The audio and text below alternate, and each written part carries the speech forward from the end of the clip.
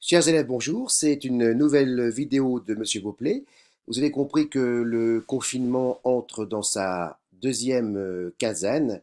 Eh bien, j'espère que vous allez bien, vous et vos familles, et que vous entamez donc ce confinement, cette deuxième période de confinement avec sérénité. Dans cette nouvelle vidéo, j'aimerais revenir sur les principaux épisodes au lycée. Et aujourd'hui, je reviens sur une terrible tempête. Donc, je vous rappelle que ce texte se trouve dans votre manuel de français Colibri, pages 88 et 89. Page 88, vous pouvez vous appuyer sur un tableau de Friedrich Preller l'Ancien qui s'appelle Le Côté et Ulysse. Alors, ce tableau, vous le voyez dans mon fond d'écran.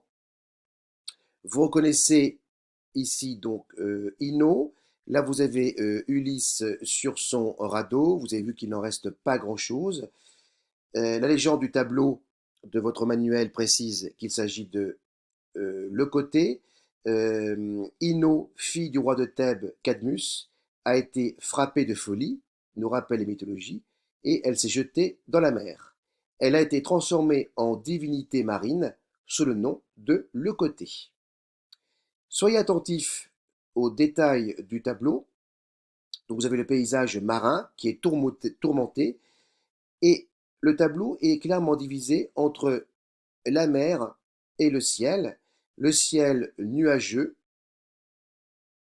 voilà, et se détache en arrière-plan au-dessus de la ligne d'horizon quelques éclairs.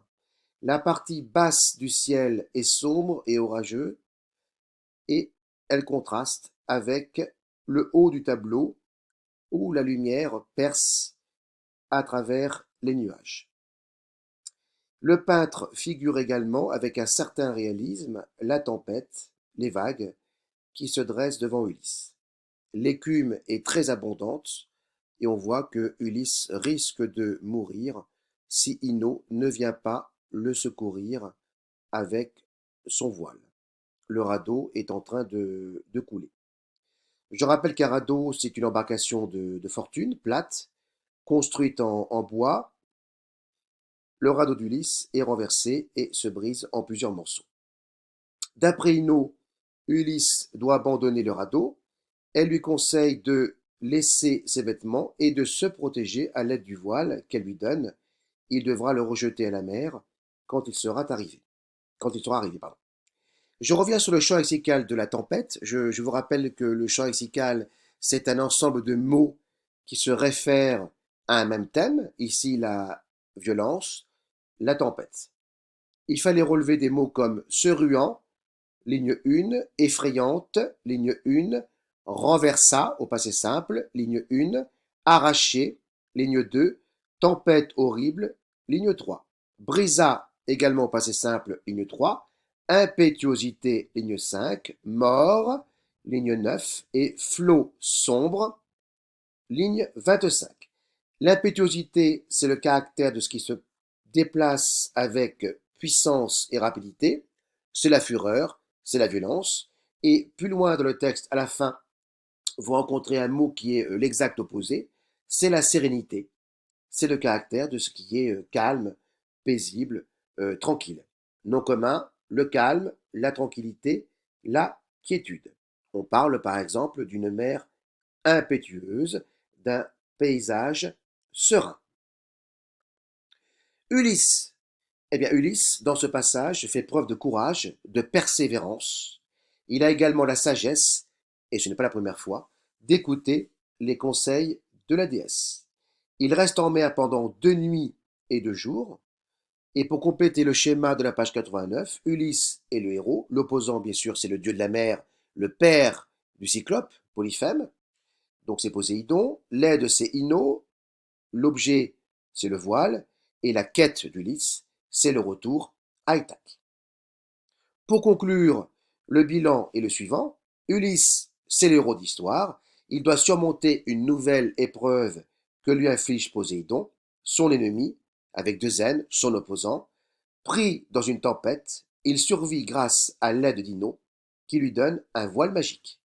Mais il doit aussi sa survie à ses propres qualités et ressources. À demi noyé, il n'abandonne jamais son but et fait preuve de persévérance et de courage. Et vous avez un exercice qui est intéressant, page 89, devant un adulte, devant vos parents. Vous pouvez vous entraîner à lire une partie du texte, page 88, La terrible tempête. Je vous rappelle que dans la Grèce antique, les aventures d'Ulysse étaient transmises à l'oral par un naëd, par un chanteur, et que Homère était lui-même un naëd. Donc entraînez-vous par exemple à lire le premier paragraphe. Après avoir lu les consignes du manuel, par exemple page 89. Une grande vague, se ruant sur lui, effrayante, renversa le radeau. Ulysse en fut enlevé, et le gouvernail fut arraché de ses mains. La tempête horrible des vents confondus brisa le mât par le milieu. Et l'antenne et la voile furent emportées à la mer.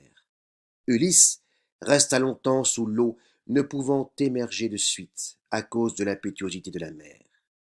Il reparut enfin. Les vêtements que la divine Calypso lui avait donnés étaient alourdis. Il vomit l'eau salée et l'écume ruisselait de sa tête.